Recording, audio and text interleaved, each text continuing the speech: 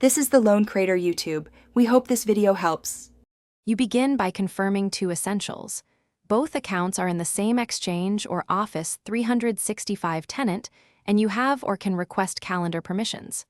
Once verified, open the Outlook desktop app because it exposes the full set of delegation tools. Next, go to Calendar and click New Meeting, not a simple appointment, because meetings allow attendee reminders. Make sure the recipient is added as an attendee. This is the first actionable step that enables a reminder to be delivered to their account. Once done adding the recipient as an attendee, set the meeting's date, time, and location, then locate the reminder drop-down and choose the desired lead time.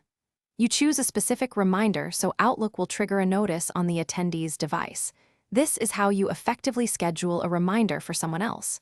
Make sure the reminder checkbox is checked, and if needed, add notes in the body explaining why. Finally, send the invite. Sending is what creates the event and activates the recipient's reminder. To finish, ask the recipient to accept the meeting. Reminders usually appear only after acceptance, so confirmation matters. If reminders fail, make sure their device notifications and calendar sync are enabled and verify time zones match. Mismatched zones often silence alerts. For ongoing control, set up delegate access so you can create and manage events directly in their calendar. If that's not possible, send an explicit follow-up email or SMS as a backup to ensure they won't miss the event. Thanks for watching. Consider subscribing if we helped you.